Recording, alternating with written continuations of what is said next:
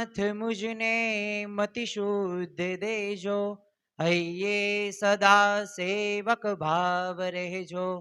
છો શબ્દો મારા પણ આપ આવીને કહેજો, રાજી થઈ અક્ષર ભાવ દેજો, રાજી થઈ અક્ષર ભાવ દેજો।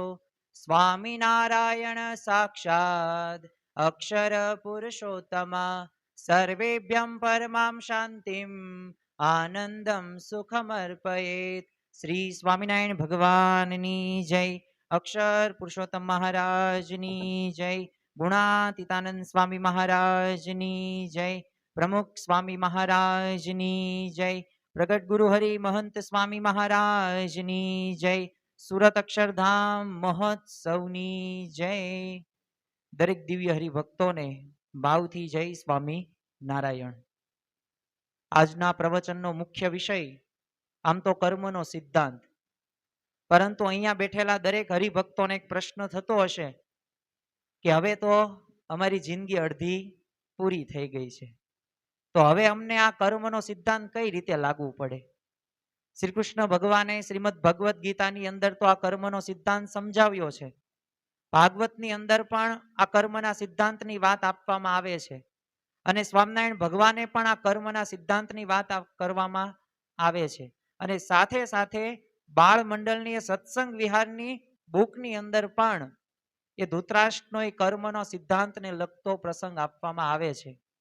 તો અમારા જીવનની અંદર આ કર્મનો સિદ્ધાંત એ કેટલો જરૂરી છે, કારણ કે લૌકિક રીતે તો સ્વાભાવિક રીતે આ કર્મનો સિદ્ધાંત એ લાગુ પડે જ છે, પરંતુ આપણે સૌ કોઈ એક અલૌકિક એટલે કે આધ્યાત્મિક સ્થિતિ એ પ્રાપ્ત કરવા માટે સર્વે મુમુક્ષુઓ આધ્યાત્મિક સાધના કરી રહ્યા છીએ।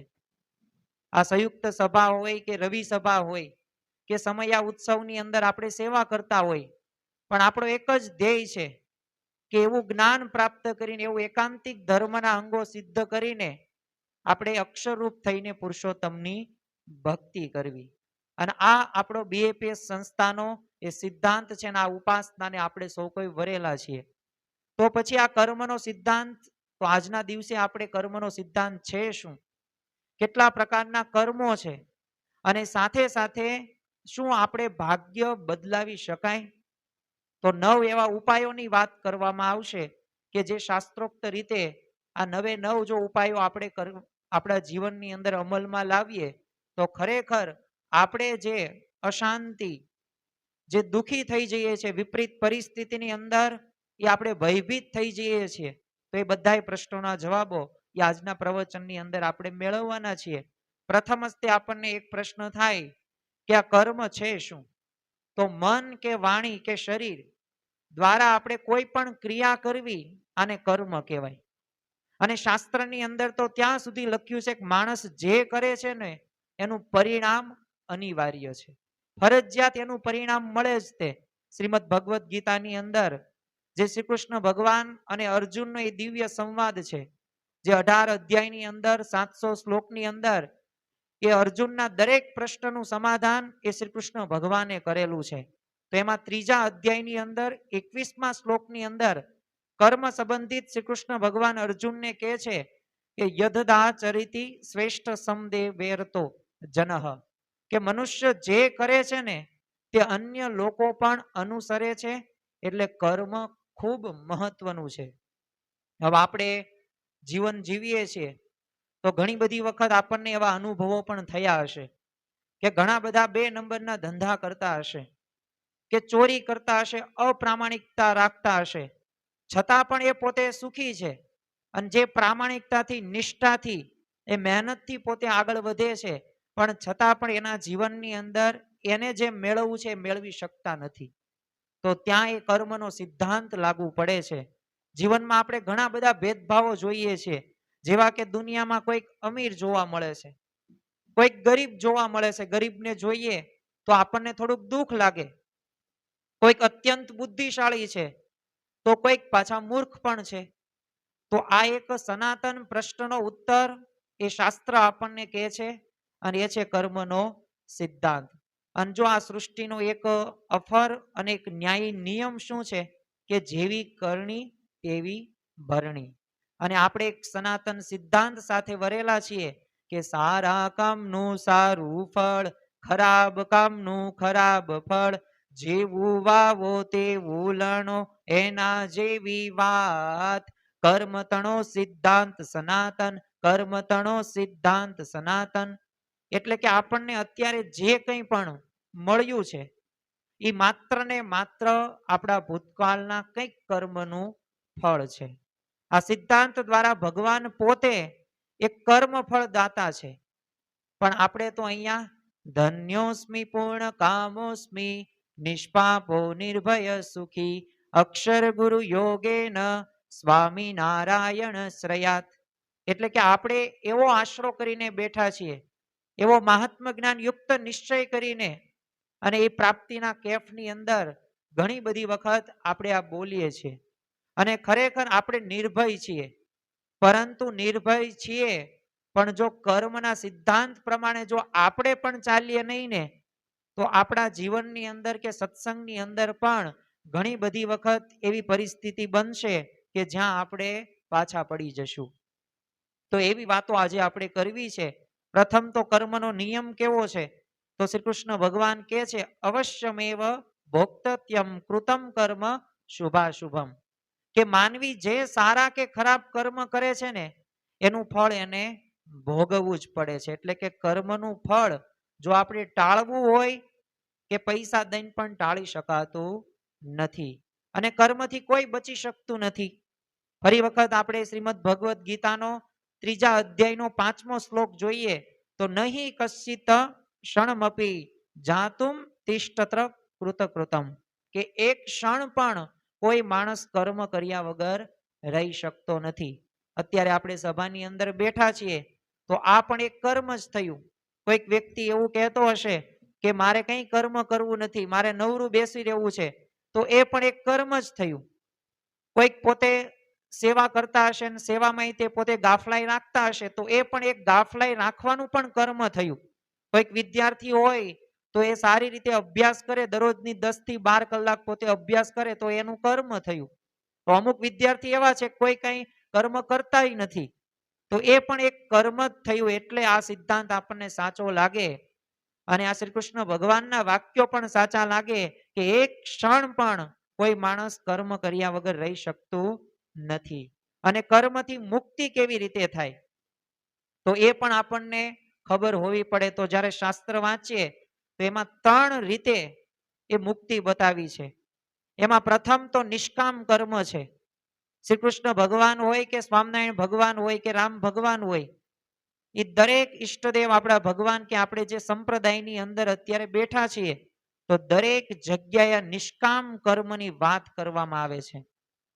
જો આપણા ભગવાન ઈષ્ટદેવ સ્વામિનારાયણ છે, આપણે માગવું જોઈએ, ભગવાન પાસે માગવું જોઈએ, પણ જો નિષ્કામ ભાવે માગવામાં આવે અને કોઈ પણ પ્રકારની અપેક્ષા રહિત જો માગવામાં આવે તો એ ભગવાનને અતિશય પ્રિય છે. અને એટલે જ તે સ્વામિનારાયણ ભગવાને પણ અખંડ સુખી રહેવાના 6 વિચારો આપ્યા છે. એમાંનો એક વિચાર આપણને શા માટે સર્વ કરતા હરતાપણાનો વિચાર આપ્યો છે? કારણ કે આપણે ગમે એટલા પ્રયત્ન કરશું પરંતુ અમુક કર્મનું ફળ તો એ ભગવાન જ આપશે.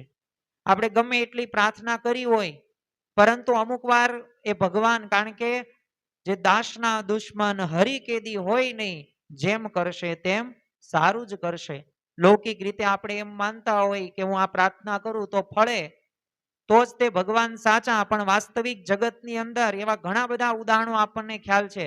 ડોક્ટર એપીજે અબ્દુલ કલામ, જેમને આમ તો પોતે મુસ્લિમ અને પ્રથમ પુસ્તક એ બીજા ધર્મ એટલે કે હિન્દુ ધર્મ ઉપર અને એમાંય તે વિશ્વ વંદનીય પ્રમુખ સ્વામી મહારાજ વિશે એમને લખ્યું કે માય અલ્ટિમેટ ગુરુ.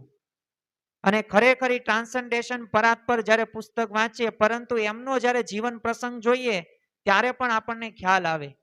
હવે એમને પાયલોટ બનવાનું સપનું હતું અને પોતે પાયલોટનું ઇન્ટરવ્યુમાં પણ જાય છે પણ રિજેક્ટ થાય છે. 9મો નંબર એમને ક્રમ આવે છે અને 8ને સિલેક્ટ કરવામાં આવે છે.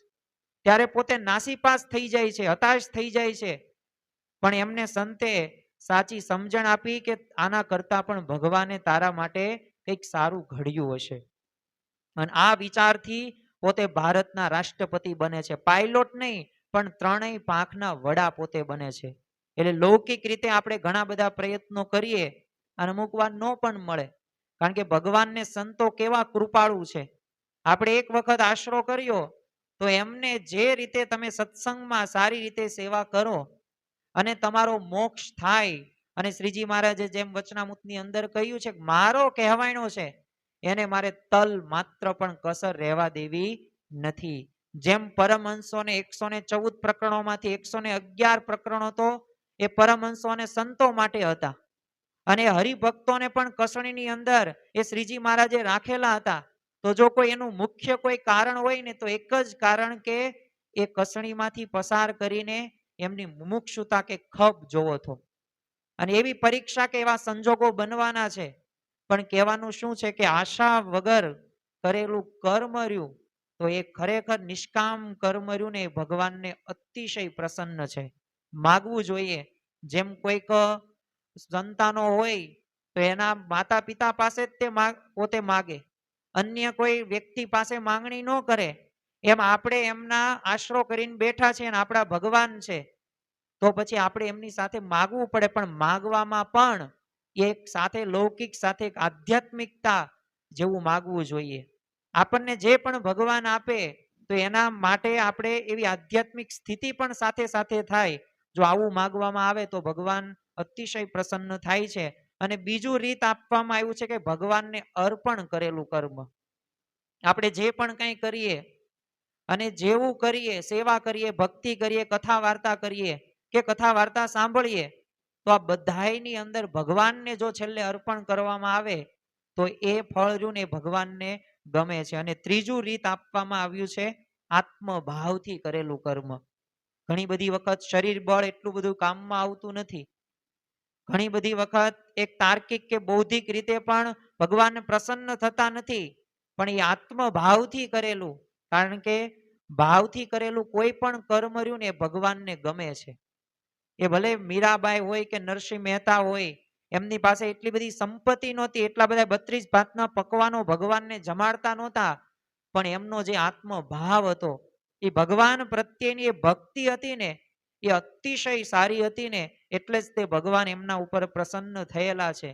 આપણે જેતલપુરનો તે રતાબસ્યાની વાત કરીએ તો આ સાવ મંદ બુદ્ધિનો હતો, પરંતુ સ્વાભાવિક રીતે હવે એને ભગવાન દર વખતે માગવાનું કહેતા. કારણ કે ગઢડાની એ માર્ગની અંદર આ રતો બસ્યો અને શ્રીજી મહારાજ જેમ પાકા ભાઈબંધ જતા હોય ને એવી રીતે ખભા ઉપર ખભા હાથ રાખીને જતા. શ્રીજી મહારાજ ઢોલિયા ઉપર બિરાજમાન હોય તો આ રતો બસ્યો પણ ઢોલિયા ઉપર પોતે બિરાજમાન થઈ જાય. શ્રીજી મહારાજ જ્યાં જમતા હોય ત્યાં બાજુમાં આવે, જમવા માંડે. આટલું બધું ભગવાન સુખ આપતા. મહારાજ દર વખતે એને માગવાનું કહેતા. જો માગતા પણ ભક્તને આવડવું પડે. જેમ પ્રહલાદજીએ પણ માગ્યું કે મારે સુખ કે સંપત્તિ કે ધન કે આ વૈભવ નથી જોતું, પણ આ અંતકરણ ઇન્દ્રિયો થકી મારી રક્ષા કરજો. જેમ મૃત્યુંજય નચિકેતાને માગતા આવડ્યું તો એવું જ્યારે ભગવાનનો ભક્ત માગે ને ત્યારે ભગવાન અતિશય પ્રસન્ન થાય છે. અને આ રતાબસ્યાને માગવાનું ઘણી બધી વખત કહેલું, પણ રતાબસ્યાએ મહારાજને કહેલું કે તમારા કરતા જ્યારે અધિક મને જો કોઈ વસ્તુ કે પદાર્થ દેખાશે ને ત્યારે હું તમારી પાસે માગીશ. છેલ્લે અંત જીવંત પર્યંત સુધી કઈ માગતા નથી. તો જો આ ખરા ભક્તની એ સાચી નિશાની છે. પણ એનો ભાવ શું હતો? મારે ભગવાનને પ્રસન્ન કરવા છે, બીજા કોઈને નહીં. બોટાદના તે શિવલાલ શેઠ હતા તો હવે 9 લાખના પોતે આસામી. પણ તમે વિચાર કરો, અખંડ ત્રણેય અવસ્થા સ્વપ્ન, સુષુપ્તિ અને જાગ્રત અવસ્થામાં શ્રીજી મહારાજનું અખંડ પોતે ચિંતન કરતા હતા. સાથે સાથે પોતે 3 કલાક પોતે એ પૂજા કરતા હતા અને એમાં અખંડ ભગવાનનું ધ્યાન. અને એમની પૂજાના દર્શન કરવા માટે સંતો અને હરિભક્તો પણ આવતા. સાથે માળા રાખતા અને શ્રીજી મહારાજની મૂર્તિ રાખતા હતા. અને કેવી એમનું મુમુક્ષુતા હતી, કેવો સાંખ્ય વિચાર હતો તો એના પ્રસંગો તો આપણને ખ્યાલ છે. પણ એ ભાયાત્માનંદ સ્વામી પાસે શું માગે છે? એમની બધી પ્રકારે સેવા કરે છે અને માગે છે તમે જો ધામમાં જવાના હોય ને તો મને સાથે ધામમાં લઈ જાઓ. હવે 9 લાખના પોતે આસામી છે અને નગર શેઠ પોતે છે. અને છતાં પણ 33 વર્ષની પાછી ઉંમર, અને જો એમને માગતા આવડ્યું, તો આવું કર્મ આવું ભાવથી જો કરવામાં આવે ને તો ભગવાન અતિશય પ્રસન્ન થાય છે.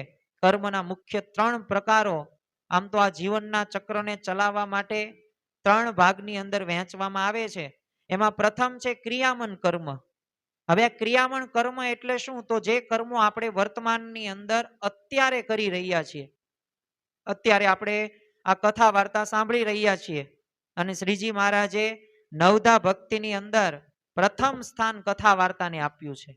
ભાગવતની અંદર પણ કથા વાર્તાને પ્રથમ સ્થાન આપવામાં આવ્યું છે. અને આ કથા વાર્તા અત્યારે આપણે સાંભળીએ છીએ, તો અત્યારે જે ક્રિયા કરીએ છીએ ને આપણું આ ક્રિયામણ કર્મ થયું. બીજું કર્મનો પ્રકાર એટલે કે સંચિત કર્મ. સંચિત કર્મ એટલે શું? તો સંગ્રહ થયેલું છે કે હજુ આપણે ભોગવવાનું બાકી છે. હવે મોટો જથ્થો પણ ભોગવવાનો બાકી હશે, અથવા તો નાનો જથ્થો પણ ભોગવવાનો બાકી હશે.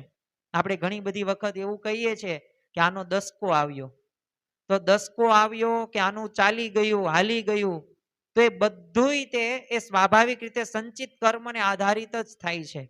અને ત્રીજું છે પ્રારબ્ધ કર્મ, કે જે આપણું સંચિત કર્મ સંગ્રહ થયેલું છે અને જેને આપણે નસીબ કહીએ છીએ, જેને આપણે ભાગ્ય કહીએ છીએ. ઘણી બધી વખત સમાજની અંદર એવી પણ આપણે વાતો સાંભળીએ છીએ કે ભાગ્ય ક્યારેય બદલે નહીં. નસીબમાં લખેલું હોય, કપાળમાં લખેલું હોય એ થાય જ તે. તમે ગમે એટલા પ્રયત્ન કરો એ બદલી ન શકાય.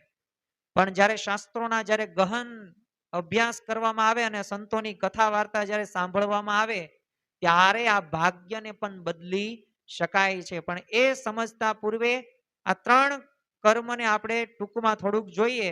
તો પ્રથમ ક્રિયામણ કર્મ જે વર્તમાન કર્મો છે, આનું અમુક વાર ત્વરિત ફળ મળે છે, એટલે કે ઇન્સ્ટન્ટ રિઝલ્ટ.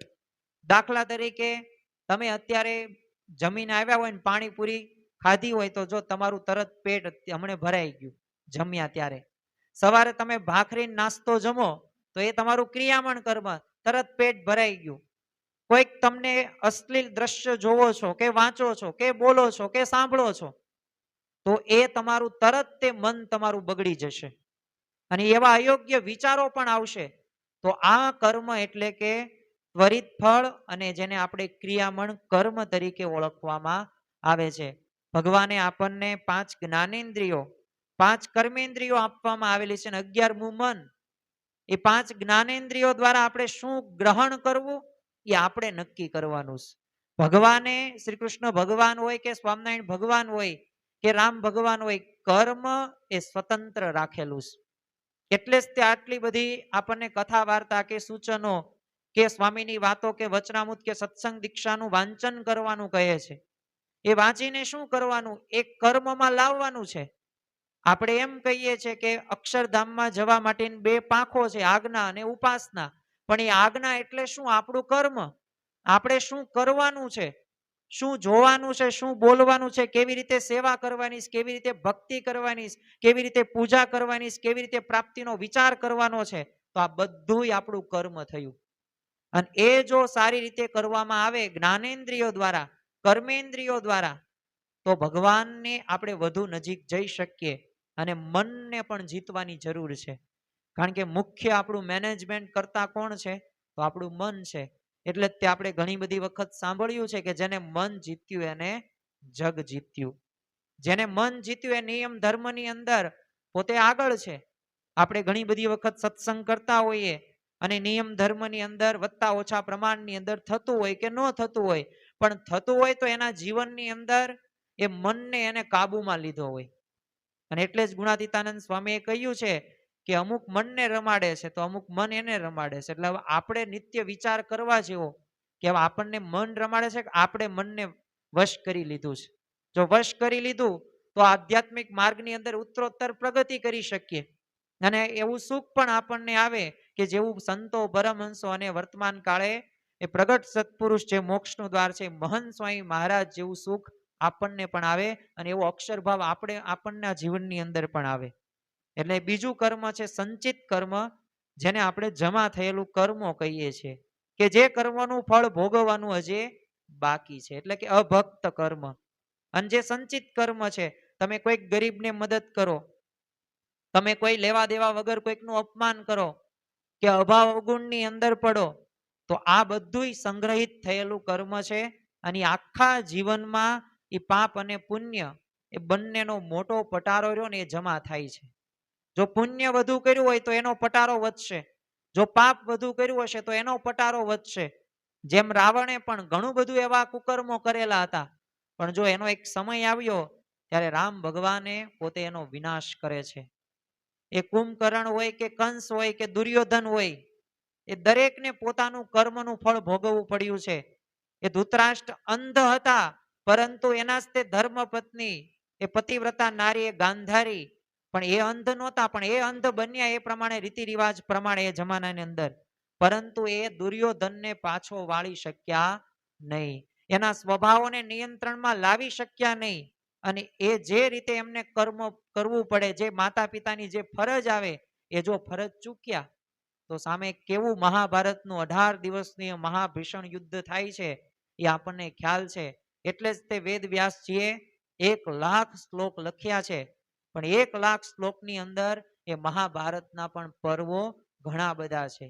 એ અંદરો અંદર પરિવારની અંદર ઝઘડા ક્લેશ કંકાસ ના પણ પ્રશ્નો એ મહાભારતની અંદર આપવામાં આવ્યા છે.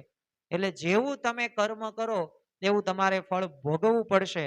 અને જ્યારે આ જન્મ પૂરો થાય ત્યારે, અથવા તો આપણી સાથે આપણા આગળના જન્મની અંદર પણ ભોગવવું તો પડે જ. તે આ જન્મે નહીં તો આવતા જન્મે. ત્રીજી આપણે વાત કરીએ પ્રારબ્ધ, એટલે કે આપણું નસીબ, જેને આપણે ભાગ્ય કહીએ છીએ. આમ તો આપણા સંચિત કર્મોને આધારિત જ તે હમણે વાત કરી એમ આપણું નસીબ ઘડાય છે. વિધાતાએ એ લેખ લખે છે છઠ્ઠીના દિવસે, આવું આપણને કહેવામાં આવે છે, ને વાત પણ સાચી છે. પરંતુ આપણી બુદ્ધિ કે સ્વભાવ કે પ્રતિભા એ આપણા પૂર્વ જન્મના પૂર્વ સંસ્કારોને આધારિત જ બને છે. અને એ જો પ્રારબ્ધ આપણું નસીબ સારા કર્મો સારા હોય તો સારી પ્રવૃત્તિ થાય. આપણે બે ઉદાહરણો જોઈએ જેથી આ સંચિત કર્મ સારી રીતે આપણે સમજી શકીએ. તમે જુઓ કે અમુક બાળકો જન્મથી અત્યંત પોતે શાંત હોય છે અને એની દરેક ક્રિયા વ્યવસ્થિત હોય છે, એને બહુ ટોક ટોક કરવું પડતું નથી. જેમ હું ભણાવું છું તો એની અંદર અમુક વિદ્યાર્થીઓ હોય અને 4-5 વર્ષ દરમિયાન એને કઈ એક શબ્દ કે એક વાક્ય પણ મારે કહેવું પડતું નથી. એને કોઈ દિવસ મેં ક્યારેય સજા નથી કરી. જ્યારે બીજા એવા પણ વિદ્યાર્થીઓ છે જે અઠવાડિયે 2-3 વખત એ સર્વિસમાં આવી જ જાય. તો આ જે છે ને એ સંચિત પૂર્વના કંઈક સંસ્કારો પણ છે. જ્યારે અમુક તમે જો અત્યંત તોફાની હોય તો આ કોઈ કઈ અકસ્માત નથી, આ એના શું છે? પૂર્વના સંસ્કાર છે. અને પ્રારબ્ધ અત્યારે જો આપણા હાથમાં નથી, કારણ કે એ આપણો શું છે? ભૂતકાળ થઈ ગયો. પ્રારબ્ધને કોઈ બદલી શકતા નથી. એક પ્રશ્નનો જવાબ મેળવ્યા બાદ આપણે એવા 9 ઉપાયો વિશે પણ વાત કરીએ, જેમાં ભગવાન સ્વામિનારાયણે પણ એ ઉપાયો આપણને વચનામૃતની અંદર કહ્યા છે. શ્રી કૃષ્ણ ભગવાને પણ કહ્યા છે. સાથે સાથે આપણે જે પ્રવચનો સાંભળીએ છીએ તો એ ભલે વિષય અલગ હશે, દાખલા તરીકે સંપ કે કુસંપ, સંગ કે કુસંગ, જે આવો શબ્દ આપણે સાંભળીએ છીએ, આના પ્રવચનો આપણે સાંભળ્યા હશે, પણ એનો જ એક આ ભાગ કર્મના સિદ્ધાંતની અંદર ગણવામાં આવે છે. પ્રથમ જ તે વર્તમાન જીવન ઉપર કોનો પ્રભાવ છે, આ એક પ્રશ્ન આપણને થાય. તો એ પ્રખ્યાત વાક્ય આપણે ફરી વખત ઉચ્ચારીએ, જે શ્રી કૃષ્ણ ભગવાન અર્જુનને કહે છે, કર્મણે વાધિકારસ્તે મા ફલેશુ કદાચન. કે અર્જુન, તારો કર્મ કરવામાં અધિકાર છે, તું ફળની ઈચ્છા ન રાખ. એ મહાભારતના એ પ્રથમ દિવસના અંદર જ તે પોતે હવે સર્વસ્યાચી હતો અને પોતે એકાગ્રતા પુરુષાર્થથી ભરપૂર હતો, પણ છતાં પણ જો એનું મુખ સુકાવા લાગે છે, ગાંડીવ એને સાઈડમાં મૂકી દીધું, રથ પાછળ સંતાઈ જાય છે. કર્મ એને સારું જ કરેલું હતું, પણ જો એવી પરિસ્થિતિ સામે આવી તો પાછું જ્ઞાનની પણ જરૂર પડી. અને એ સમજાવવા માટે શ્રી કૃષ્ણ ભગવાને 700 શ્લોક કહ્યા. અને ત્યારે એના જીવનમાં જ્ઞાન આવ્યું. અને જ્ઞાન કેવું ટક્યું? તો જીવન પર્યંત સુધી પછી એને શ્રી કૃષ્ણ ભગવાનને એવા પ્રશ્નો પૂછ્યા નથી કે જે અર્જુન વિષાદ યોગની અંદર એને પૂછ્યા હોય. પ્રથમ અધ્યાય તો તમે જોવો ને તો આખો અર્જુન વિષાદ યોગ જ છે, કે જેમાં અર્જુનનો એ વિષાદ જ જોવા મળે છે, એની ચિંતા હતાશા જ જોવા મળે છે. તો જો પ્રારબ્ધ આપણે મહેનત અમુક વાર 90% કરી હોય પણ છતાં પણ ફળ આપણને 40% મળે. કારણ કે પૂર્વ જન્મના કર્મો પોતાનો ભાગ ભજવે છે અને એ આપણે ભૂતકાળ બદલી શકતા નથી. હવે ત્વરિત ફળ જે આપતા ક્રિયામણ કર્મ છે જે અત્યારે આપણે કરી રહ્યા છીએ. સદગુરુ બ્રહ્માનંદ સ્વામી એટલે જ આપણને કહે છે, આમ તો સાર કાઢીને એ કવિ લાડુદાનજી માંથી બ્રહ્માનંદ સ્વામી પોતે બને છે અને એમના વર્ષોના અનુભવ બાદ એવો પોતે લખે છે, સંત સમાગમ કીજીએ હો નિષદિન, સંત સમાગમ કીજીએ. પણ એ સંત સમાગમ નિષ્દિન કરવાની વાત શા માટે કરવામાં આવી છે? કારણ કે એ ક્રિયામણ કર્મ જો આપણું સારું હશે ને તો આપણું પ્રારબ્ધ પણ આપણે બદલી શકીએ. એટલે હવે આપણે છે ને 100% પ્રારબ્ધને બદલાવા માટે આપણે હાલના જીવનની અંદર જે બે વસ્તુઓનો પ્રભાવ પડે છે, થોડાક પ્રશ્નોથી આપણે આ મુદ્દાને શરૂ કરીએ. અત્યાર સુધી આપણે જોયું કે કર્મનો સિદ્ધાંત શું છે, કર્મના કેટલા પ્રકાર પડે છે અને કર્મને એ કેવી રીતે આપણે બધાએ ગૂંથાયેલા છે, વણાયેલા છે. એ પ્રારબ્ધ શું છે, સંચિત શું છે અને ક્રિયામણ શું છે. હવે આ બધી વાત તો શાસ્ત્રોના આધારે થઈ અને આ વાત સાચી છે. ઘણી બધી વખત આપણને અનુભવ થયો છે અને આપણે એવા થોડાક દ્રષ્ટાંતો પણ જોયા. પણ હવે આજના પ્રવચનનો અગત્યનો અને મહત્વનો વિષય કે હવે આ વાત તો સાચી છે 110%, પણ શું ભાગ્યને બદલી શકાય? શું વિધાતાએ જે લેખ લખ્યા છે એ લેખમાં આપણે મેખ મારી શકીએ એટલે કે બદલી શકીએ? શું રંકમાંથી રાજા થઈ શકીએ? શું આપણે સાવ અબુધ હોય અને બુદ્ધિશાળી થઈ શકીએ? શું આપણે એટલા બધા નિયમ ધર્મયુક્ત આપણું જીવન ન હોય? આપણું સૌ કોઈનું પ્રથમ મારું આવશે. તો આપણે એવા નિયમ ધર્મયુક્ત જીવન જીવી શકીએ? આપણે અત્યારે જે દ્વંદ્વોની અંદર, જે યુદ્ધોની અંદર જે આપણે દરરોજ દિવસ દરમિયાન જે આપણે પસાર થઈએ છીએ, તો આ યુદ્ધોમાંથી આપણે બચી શકીએ? શું અંતરમાં એ યોગી બાપા કેમ અંતરમાં આનંદના ફુવારા એ છૂટે, આ સત્સંગનું સુખ કેસર કેરી જેવું આવે, તો એ આપણને આવે એવી આપણી આધ્યાત્મિક સ્થિતિ સુધી આપણે પહોંચી શકીએ? તો પહોંચી શકીએ. તો એવા 9 ઉપાયો છે જે આપણે ટૂંકમાં જોશું. એ 9 ઉપાયો જો આપણા જીવનની અંદર આપણે અમલમાં લાવીએ, આપણે સૌ કોઈ સાથે મળીને, તો અવશ્ય આપણું પ્રારબ્ધ પણ બદલી શકીએ. આપણે ઘણી બધી વખત ઉદાહરણો સાંભળેલા જ છે કે વાલિયા લૂંટારામાંથી વાલ્મીકી ઋષિ બની ગયા. એ આપણે એ પ્રહલાદ રાક્ષસ યોનિની અંદર પણ કર્મ જો પાવરફુલ હતું. એવું ક્રિયામણ કર્મ હતું કે જેથી ભગવાને સ્પેશિયલ નૃસિંહ અવતાર ધારણ કર્યો. અને જે થોડાક દિવસ પૂર્વે જે આપણે હોળી ધૂળેટી જે પર્વ ઉજવ્યું, તો એ નિમિત્તે જ હતું ને એ પર્વને. અને ખરેખર જોબન પગી હોય, વાલ્યો લૂંટારો હોય કે મુંજો સુરુ હોય કે ભાવનગરના રિશુભા બાપુ હોય કે આફ્રિકાના એ સુભાષભાઈ પટેલ હોય, તો આ બધાના જ્યારે જીવન જોઈએ ને ત્યારે આપણને ખ્યાલ આવે કે આપણે આ સત્સંગની અંદર આવ્યા છીએ. અને જો આપણે મન કર્મ વચને પણ યાદ પાછું એ પણ રાખવું કે આ 9 પરિબળો રહ્યા ને એ આપણા જીવનમાં હોવા પડે તો આપણે પ્રારબ્ધ બદલી શકીએ. 8 પરિબળો મારામાં હોય ને એક ન હોય, એટલે કે સંગ. જો હું કુસંગના રવાડે જાઉં તો ઓલા 8 મેં પાવરફુલ રીતે ચરિતાર્થ મારા જીવનમાં કર્યા હોય તોય તે કુસંગના લીધે એ બધી હવેલી મારી પડી જાય. તો આ 9 એવા પરિબળો છે કે જેથી આપણે આપણા જીવનના આધ્યાત્મિક માર્ગની અંદર આગળ વધી શકીએ અને લૌકિક માર્ગની અંદર પણ આગળ વધી શકીએ. અને આપણા સંતાનો હોય કે આપણા પરિવારના સભ્યો હોય તો એને પણ આપણે આ કહી શકીએ. અને આ ખરેખર તો આ જ્ઞાન છે, આ જ્ઞાનને વહેંચવાથી વધે છે. અને જ્ઞાન એ આપણા જીવનની અંદર હોવું જરૂરી છે. જ્યાં સુધી જ્ઞાન નહીં હોય ત્યાં સુધી સાચી સમજણ પણ નહીં હોય. સાચી સમજણ નહીં હોય ત્યાં સુધી ખરા અર્થની અંદર જે મુમુક્ષુતા આપણામાં આવી પડે, જે આપણામાં ખપ હોવો પડે, એ આવશે નહીં. જે રીતે આ પૂર્વના જે પરમહંસો કે ભક્ત રત્નો થઈ ગયા, જે જીવન જીવીને ગયા, તો એવું જીવન આપણે નહીં જીવી શકીએ જ્યાં સુધી આપણા જીવનની અંદર આ જ્ઞાન નહીં હોય. કારણ કે જ્ઞાનથી શબ્દ એ જીવને બળ પમાડે છે. અને એક વખત જીવ બળને પામે એટલે પછી પોતે એ અશક્ય કાર્યને પણ પોતે શક્યતામાં પરિવર્તિત પોતે કરી શકે છે. તો પ્રથમ જ તે પરિબળની આપણે વાત કરીએ અને એ છે પ્રારબ્ધ. પ્રારબ્ધની આપણે વાત કરી, પણ પ્રથમ પરિબળ કેમ પ્રારબ્ધ છે? કે આપણું નસીબ જે અત્યારે આપણા હાથની અંદર છે નહીં. પણ આ 9 પરિબળોમાંનું આ એક પરિબળ એ અસર કરે છે. પ્રારબ્ધના આધારે જ તે આપણે આ જીવનની અંદર આ પ્રકારની પરિસ્થિતિ આવે છે. હવે બીજું અગત્યનું પરિબળ એટલે કે દેશ, સ્થળ. પાકિસ્તાનની અંદર મારે ભગવાન સ્વામિનારાયણનું ભજન કરવું હોય તો હું ભજન ન કરી શકું. કારણ કે પાકિસ્તાન દેશ એ પોતે મુસ્લિમ કન્ટ્રી છે. મારે ઈરાનની અંદર અત્યારે ત્યાં મારે કથા વાર્તા કે આપણે બધાને ત્યાં જવું હોય તો આપણે જઈ ન શકીએ. શા માટે ન જઈ શકીએ? કારણ કે અમેરિકા, ઇઝરાયલ અને ઈરાનનું યુદ્ધ ચાલે છે. એટલે દેશ એટલે કે સ્થળ એ પણ અગત્યનો ભાગ ભજવે છે આપણું પ્રારબ્ધ બદલવા માટે. આપણે કેવા સ્થળ ઉપર જઈએ છીએ, આપણે નિર્વ્યસની જીવન જીવતા હોય અને આપણા મિત્રો સાથે એ જો આપણે બહાર જઈએ અને દરરોજ 2-3 કલાક મીટિંગ કરતા હોય તો આપણામાં પણ એ વ્યસન કરતા હોય, ક્યારે વ્યસન આવી જાય એ ખબર પણ ન પડે.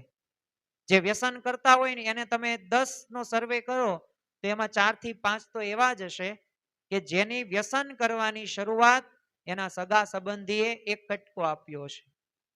એની વ્યસન કરવાની શરૂઆત એ પોતે કંઈક રાત્રે એ 10-11 વાગ્યા સુધી કંઈક પ્રોગ્રામ કે મીટિંગ કે એવું કંઈક ગોષ્ઠી કરતા હશે અને રાજકારણની આજુબાજુ બધી વાતો કરતા હોય અને એમાંથી એ કેફ માટે એ પોતે કરતા હોય. તો આ બધુંય પ્રકાર સ્થળ એ કેવા દેશમાં કેવા સ્થળમાં તમે જાઓ એના આધારે એ તમારું પ્રારબ્ધ રહ્યું ને એ બદલી શકાય છે ને તો ભાગ્ય બદલાય. એટલે વાતાવરણમાં કેવા રહો છો ને એના ઉપર ખૂબ અસર કરે છે. એટલે જ તે જો ભગવાન સ્વામિનારાયણે કહ્યું છે કે માહોલ ખરાબ હોય ને તો સ્થળ બદલી લેવું હિતાવહ છે. બ્રહ્મ સ્વરૂપ શાસ્ત્રીજી મહારાજ કે જેમને આ સિદ્ધાંત આપણને આપ્યો અને એ જે આપણે મૂળ અનાદિ અક્ષર મૂર્તિ ગુણાદિતાનંદ સ્વામી, ગુણાદિતાનંદ મૂળ અક્ષર સહજાનંદ એક પરમેશ્વર, પ્રગટ સત્પુરુષ મોક્ષનું દ્વાર, BAPS અસ્મિતા. જે આ ઉપાસના છે તો આ ઉપાસનાની વાત એ બ્રહ્મ સ્વરૂપ શાસ્ત્રીજી મહારાજે આપી, પણ એ વડતાલની અંદર પણ ઘણા બધા દેશીઓ દ્વારા એમને મારી નાખવાના પ્રયત્નો કરેલા છે. એવા પ્રસંગો આપણને ખ્યાલ છે, પરંતુ ત્યારે આપણને ખ્યાલ આવે કે આ પ્રસંગોમાં એ છેલ્લે પોતે છોડવા માટે તૈયાર જ નહોતા. પરંતુ તમે જુઓ કે શિક્ષાપત્રીની આજ્ઞા પ્રમાણે કોઈક ભક્તે કહ્યું અને પોતે માને છે ને ત્યાંથી પોતે જુદા પડે છે. એમને જો સ્થળ બદલ્યું તો એમ સ્થળ બદલવાથી આપણું ભાગ્ય પણ બદલે છે. ત્રીજું પરિબળ એટલે કે કાળ, સમય. 2019 ની અંદર COVID-19 આવ્યો કે પછી અત્યારે યુદ્ધ જે ચાલે છે કે મંદીનો માહોલ હોય કે દુષ્કાળ હોય કે અનાવૃષ્ટિ હોય, પૂર હોય, આવી કુદરતી કે માનવ સર્જિત આપત્તિઓ આવી હોય તો એ સમય રહ્યો ને એ બધાયને પ્રભાવિત કરે છે.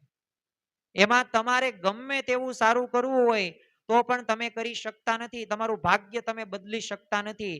એનું કારણ શું છે? કારણ કે એવા સમયની અંદર તમે એ હાજર છો અને એ સમય બધાયને અસર કરશે. ચોથું અગત્યનું અને મહત્વનું કાર્ય અને જે પરિબળ કયું છે ક્રિયા. ક્રિયાને અંગ્રેજીની અંદર એક્શન કહેવામાં આવે છે.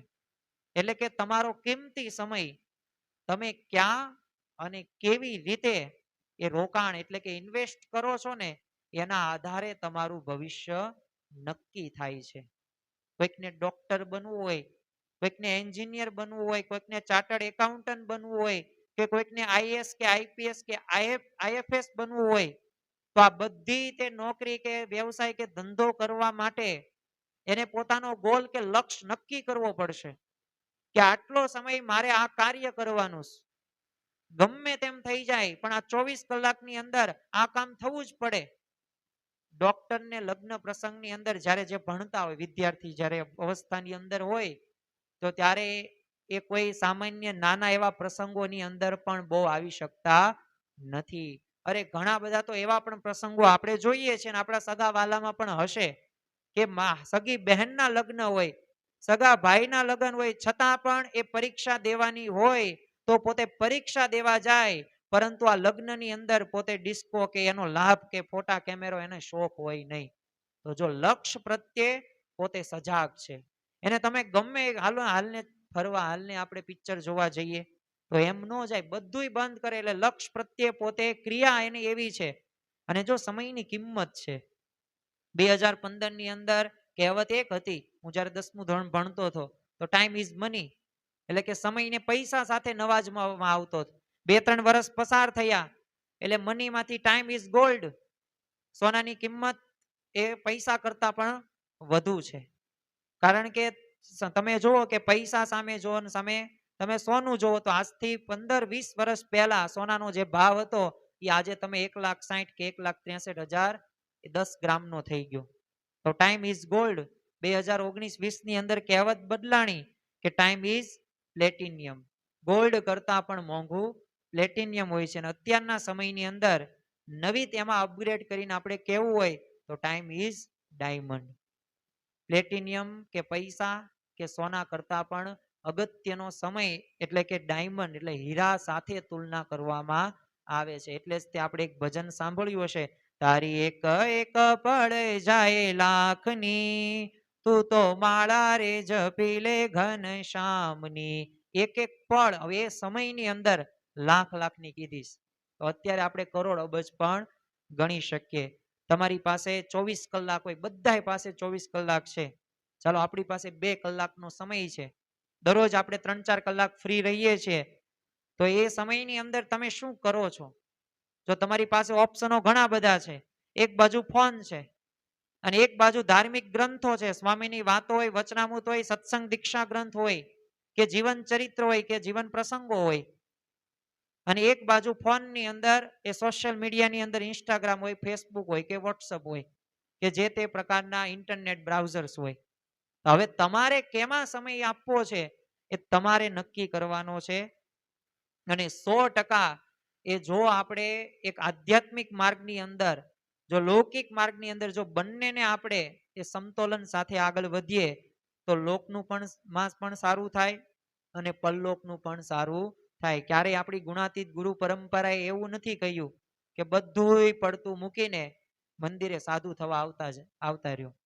ક્યારેય ગુણાતીત ગુરુ પરંપરાએ આશીર્વચનની અંદર પત્રની અંદર એમ નથી કહ્યું કે સંસારના કઈ વ્યવહાર કઈ કરવા જ નહીં, પણ બેલેન્સ રાખવાની વાત કરી છે. અને એટલે જ તે જો સદગુરુ ગોપાલ સ્વામી એ શિવલાલ શેઠને સલાહ શું આપે છે, જો વ્યવહાર શીખવો હોય ને તો સુંદરિયાણાના પૂજા શેઠ પાસે જજે. અને આ લોકનો વ્યવહાર અને પરલોક જો સુધારવું હોય તો ગુણાતીતાનંદ એટલે જુનાગઢના જોગી એવા ગુણાતીતાનંદ સ્વામી પાસે જજે, બંને સુધરી જશે. તો જો આ બંનેની વાત આપણી ગુણાતીત ગુરુ પરંપરા કરે છે, તો રોજ બરોજની આપણી દૈનિક જે ક્રિયાઓ હોય તો હવે પસંદગી આપણે કરવાની છે કે આપણે કેવું પસંદ કરીશું જેથી આપણું ભાગ્ય બદલશે, આપણે એવી આધ્યાત્મિક સ્થિતિ સુધી પહોંચશું. 5મું પરિબળ છે કે સંગ. ગુજરાતીની કહેવત એ આપણે ઘણી બધી વખત સાંભળી છે કે સંગ તેવો રંગ. એટલે કે તમે કેવા લોકો સાથે રહો છો, શું જોવો છો, શું વાંચો છો, શું સાંભળો છો અને શું બોલો છો, આ બધુંય તે આપણા અંતકરણ અને આપણા મન ઉપર અસર કરે છે અને કરે છે.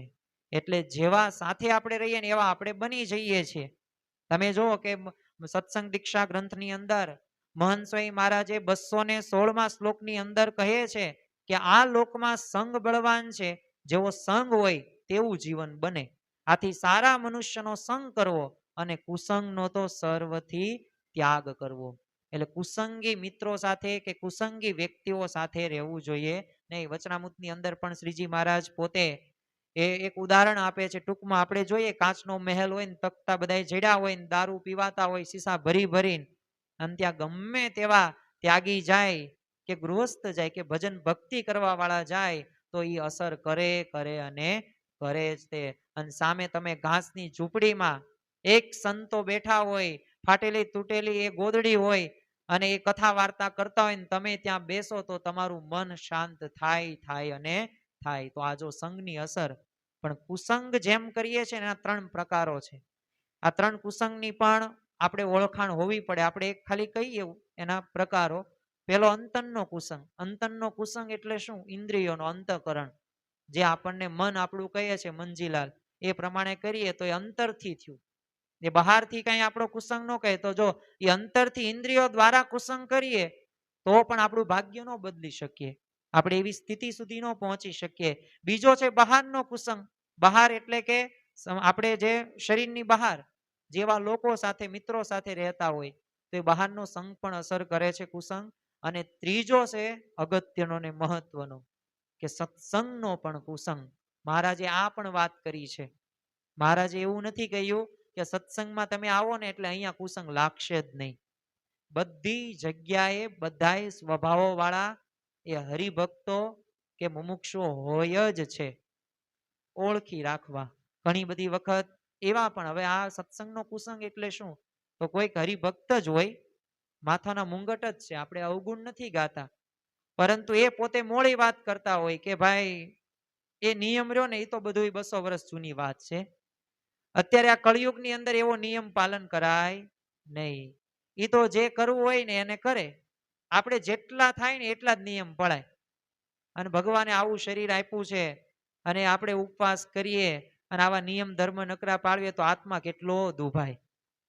તો આ રહ્યો ને સત્સંગનો કુસંગ. પોતે જ્ઞાની જ છે, આપણે એવું નથી કહેતા, પણ એ કુસંગ થયા એવા શબ્દોને પણ આપણે ઓળખવા. કારણ કે એવા શબ્દો સાંભળવાથી આપણામાં પણ એવા વિચાર, એવું વર્તન, એવું એક્શન આપણે કરશું જ તે.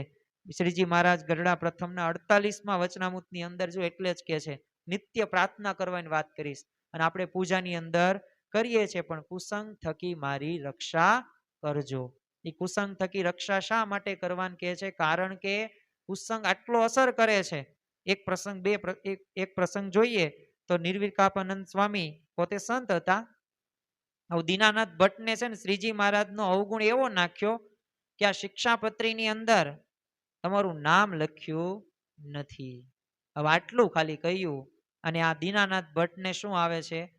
એ મહારાજનો અભાવ આવે છે. પરિણામ એ આવ્યું કે સત્સંગમાંથી પોતે પાછા પડી જાય છે. એટલે આજે આપણે આ મોબાઈલના જમાનાની અંદર રહીએ છીએ અને આપણી ઇન્દ્રિયો દ્વારા આપણે શું ગ્રહણ કરીએ, કેવા વ્યક્તિઓ સાથે રહીએ, એ પણ અગત્યની વાત છે. મહત્વનું માધ્યમ તો આપણો મોબાઈલ જ છે. કારણ કે એનાથી આપણે ઘણું બધું અત્યારે આપણે મેળવીએ છીએ અને કામ પણ કરીએ છીએ. છઠ્ઠો મુદ્દો છે શાસ્ત્ર એટલે કે વાંચન. તમે કેવા પુસ્તકો વાંચો છો, કેવું સાહિત્ય વાંચો છો, તો એની પણ તમારા મન કે વિચારો ઉપર ઊંડી અસર થાય છે. હું તમને મારો જ એક અનુભવ કહું તો આમ તો એક સંપ્રદાય કે ગ્રંથ વિશે કે એ ધર્મ પ્રત્યે હું નથી બોલતો, પરંતુ એના પુસ્તકો તમે વાંચો તો તમે લૌકિક રીતે તમારા દરેક પ્રશ્નનું સમાધાન થઈ જાય. એવા મુદ્દા, એવા વાક્યો, એવા ઉદાહરણો તમને સમજાવે કે આપણને એમ લાગે કે હા વાત સાચી છે. અને પાછું એવું નહીં સારું લગાડવા માટે, આજુબાજુ સમાજમાં આપણે જોઈએ ને તો પાછું વાત સાચી પણ હોય, પણ પછી અંતે આપણે આપણા શાસ્ત્રોના ધર્મ ગ્રંથો સામે જોઈએ ને ત્યારે આપણને ખ્યાલ આવે કે લૌકિક રીતે ફાયદો થાય પણ પરલોકનું શું, એ આપણું આત્યંતિક કલ્યાણનું શું? તો એ આવા ધર્મ ગ્રંથો, એ બીજા જે સાહિત્ય તમે વાંચો તો એ પુસ્તકો પણ અગત્યની વાત છે. એટલે ઇન્ટરનેટ, વોટ્સઅપ ઉપર જે પણ આપણે બધું આપણું સાચું માની લઈએ તો એનાથી ઘણી બધી વખત નુકસાન પણ થતું જોવા મળે છે. એટલે આનો પણ વિવેક જરૂરી છે અને લક્ષ્યને અનુરૂપ હોય આપણા લક્ષ્યને તો એવા જીવનને યોગ્ય દિશા આપે ને એવું શુદ્ધ, પ્રેરણાત્મક, આગળ વધી શકાય ને એવું આપણે સાહિત્ય વાંચવું જોઈએ. સાતમું મંત્ર, શબ્દોની પણ શક્તિ છે. આપણે એક ઉદાહરણ જોઈએ. જાપાનીઝ એક વૈજ્ઞાનિક ડોક્ટર મસારુ ઇમોટોના નામ છે. એને એક પ્રયોગ કર્યો કે શબ્દોની પાણી અને ચોખા ઉપર કેવી અસરો થાય છે. ભૌતિક અસરોની વાત એટલે કે જોઈ શકાય આપણે. તો એને હકારાત્મક શબ્દો સાંભળનારા જે ચોખા હતા, જે પાણીમાં એને નાખેલા, તો એને બધાએ તે આઈ લવ યુ કે હું પ્રેમ કરું છું એવી રીતના સારા વાક્યો દ્વારા એ ચોખાને કહેવામાં આવ્યું. અને બીજી બાજુ એવો એમને પ્રયોગ કર્યો નકારાત્મક શબ્દો, I hate you, I hate you, I hate you, હું તને પ્રેમ કરતો નથી.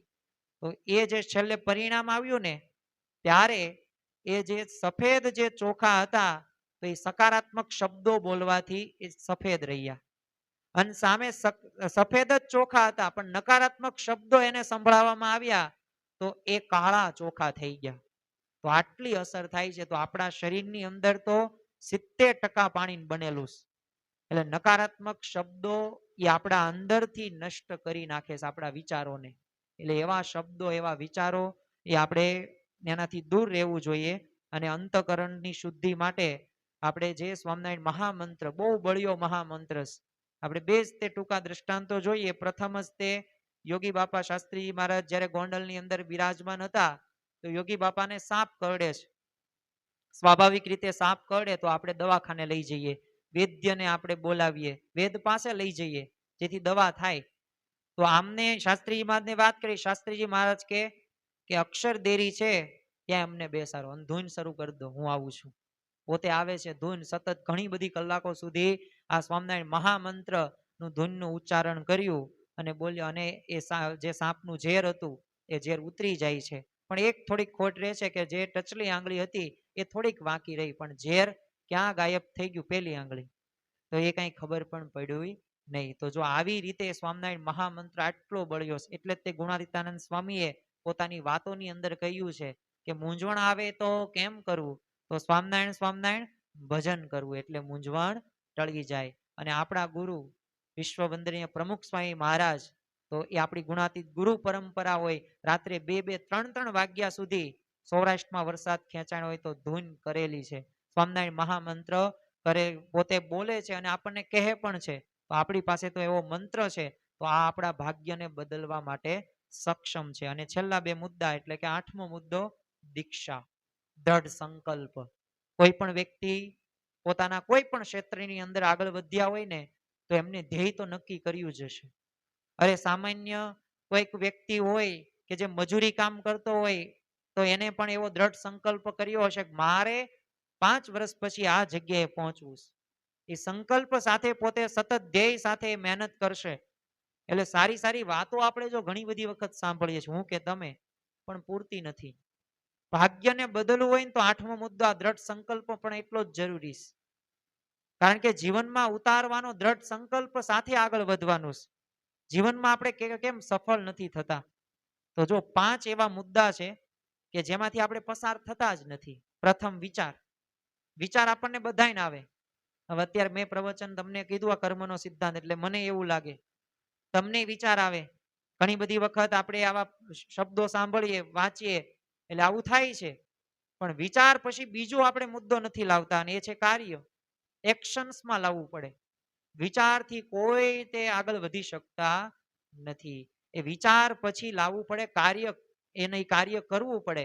એ અગત્રાના પર્વતભાઈના વખાણ શ્રીજી મહારાજે કર્યા છે. બ્રહ્માનંદ સ્વામી, મુક્તાનંદ સ્વામી કરતા પણ સત્સંગ કેવો થયો? બ્રહ્માનંદ સ્વામી શું બોલે? ખરેખરો સત્સંગ થયો. પણ ત્યારે કહ્યું કે સત્સંગ તો અમારે એ પર્વતભાઈ અને એમની જેવો, અને સુંદરિયાના જે પૂંજા શેઠ, એમનું નામ એમને લીધું. કેમ લીધું મહારાજે? કારણ કે આ પર્વતભાઈ ત્રણેય અવસ્થાની અંદર પોતે ભગવાનની મૂર્તિ કરી ધ્યાન કરી શકતા હતા. એટલું જ નહીં, પોતે માન કે અપમાન હોય ને એમાં સ્થિર રહેતા હતા. છેલ્લે પોતે બેસતા. ખાવા પીવાનું પૂછો કે ન પૂછો, આપણે ગઢડાનો પ્રસંગ ખ્યાલ જ છે. તો જો નિર્માની પણે પોતે વર્ત્યા છે. કપડા પહેરવામાં કઈ એટલું બધું એમને ભાન રાખ્યું નથી, પણ પોતે સાથી હાંકતા હાંકતા માનસી પૂજાની અંદર એ ભગવાને ને એમને થાળ જમાડ્યો છે ને ભગવાન જમ્યા પણ છે. તો જો એ પોતે કાર્યમાં એમને કરેલું છે. ટેવ પછી કાર્ય પછી કરીએ પછી ટેવ પાડવી પડે. એક દિવસ કરો ને બીજા દિવસ ન કરો તો એ કઈ તમે સારી રીતે કાર્ય કરી આગળ ન શકો. અને ટેવ રહી એ એનાથી જ આપણું ચારિત્ર બને, કેરેક્ટર બને. ચારિત્ર જ આપણું જીવન છે. તો વાતો સાંભળીને માત્ર વખાણ કરવાથી ભાગ્ય કઈ બદલી શકાતું નથી. પણ આજે આપણે સંકલ્પ કરવાનો છે કે હું આજથી કોઈ પણ ખરાબ વસ્તુ હોય એ નહીં જોઉં. કોઈ પણ એવું અયોગ્ય કર્મ મારાથી નહીં થાય. મન કર્મ વચનથી હું અભાવ અવગુણ લઈશ ને હું પ્રાપ્તિનો વિચાર કરીશ. અને એવા જ્યારે નિયમ સાથે દ્રઢ સંકલ્પ સાથે આગળ વધવામાં આવે તો એ સાચો જે નિર્ણય લો ને એના લીધે જ તે આપણે ભાગ્ય બદલી શકીએ છીએ. આપણા નાના નાના પણ જેમ કાંકરે કાંકરે જેમ પાળ બંધાય, તો એવી જ રીતે આપણા આવા નાના નાના એક્શન્સ ને એ પણ આપણા સકારાત્મક બદલાવ આપણે કરી શકીએ છીએ. છેલ્લો મુદ્દો, અને એ છે ધ્યાન, એટલે કે લક્ષ્ય, ગોલ. કારણ કે જેટલું લક્ષ્ય આપણું ક્લિયર હશે, જેટલું વિઝન આપણને દેખાતું હશે તો ક્યારેય ખોટા રસ્તે આપણે ભટકશું નહીં. નગર કેવું થશે, સત્સંગ કરીશું પણ એવા પ્રસંગો આવશે તો સત્સંગમાંથી આપણે પણ પડી જશું. અરે લૌકિક માર્ગની અંદર પણ જો આપણું ધ્યાન ક્લિયર, વિઝન ક્લિયર નહીં હોય તો ત્યારે પણ નુકસાન થશે. એટલે ક્યારેય આંધળું અનુકરણ કોઈનું પણ કરવું નહીં. આપણે જવું હોય અમદાવાદ અને લક્ઝરી મર્સિડીઝ ગાડીઓ જોઈએ એ રસ્તા બાજુ જઈએ તો એમ કઈ અમદાવાદ આવે નહીં. એમ આપણે અક્ષરધામમાં જવું છે એવો એક સંકલ્પ રાખવો. જેમ ગુણાતીતાનંદ સ્વામી પોતાની વાતોની અંદર કહે છે, આપણો પણ સર્વ કોઈનો એક જ લક્ષ્ય છે, મારે એકાંતિક ધર્મ ના જે 4 અંગો છે એ સિદ્ધ કરીને બ્રહ્મરૂપ થઈને પરબ્રહ્મની ભક્તિ કરવી છે. અને એવા ખપ અને મુમુક્ષુતા સાથે જો એવા ધ્યેય સાથે જો આગળ વધવામાં આવે તો અવશ્ય આપણું ભાગ્ય એ આપણે બદલી શકીએ છીએ. તો જેનું લક્ષ્ય એકદમ ક્લિયર છે ને એ ક્યારેય અન્ય લોકોની જેમ પોતાનો ટાઈમ પાસ કે કિંમતી સમય બગાડતા નથી. તો છેલ્લે આપણું પ્રારબ્ધ, આપણો ભૂતકાળ ભલે આપણે બદલી ન શકીએ, પહેલો મુદ્દો ભલે આપણે બદલી ન શકીએ, પરંતુ આપણું ક્રિયામણ કર્મ કે જે અત્યારે આપણે કરી જ રહ્યા છીએ. ગુણાતીતાનંદ સ્વામી જેમ કે છે કે કોઈ આપણે નવરા બેઠા નથી, એ જમપુરી લક 84 માં આપણે લીટા તાણીએ છીએ. તો આ મહિમા સાથે, આ વિચાર સાથે આપણે આ સત્સંગની અંદર આપણે આવવાનું છે અને આ સત્સંગનો સાચો લાભ લેવાનો છે. અને સંપૂર્ણપણે જો આપણે એવી રીતે કરીશું તો અવશ્ય આપણું પ્રારબ્ધ આપણે બદલી શકીશું. સારો દેશ, કાળ કે સંઘ કે શાસ્ત્ર એ સભાન જો આપણે પસંદગી કરીએ અને જો આપણા વિચારોને આપણે શુદ્ધ કે પવિત્ર, અને વિચાર પછી ક્રિયા, ક્રિયા પછી ટેવ, અને ટેવ પછી આપણું ચારિત્ર, ચારિત્ર પછી આપણું જીવન એવું બનશે તો એવા દ્રઢ સંકલ્પ સાથે, દ્રઢ લક્ષ્ય સાથે અને શ્રેષ્ઠ કાર્યો સાથે આજના દિવસે આપણે મહારાજ સ્વામીના ચરણોમાં પ્રાર્થના કરીએ કે અમારા જીવનની અંદર પણ આ કર્મનો સિદ્ધાંત એ અમે આત્મસાત કરી શકીએ. આ 3 કર્મો જે અમે સમજ્યા, જે આ 9 પરિબળો જે અમે સમજ્યા, જાણ્યા, તો અમારા જીવનની અંદર આ આવે એવી બળ, બુદ્ધિ અને શક્તિ આપજો. શ્રી સ્વામિનારાયણ ભગવાનની જય.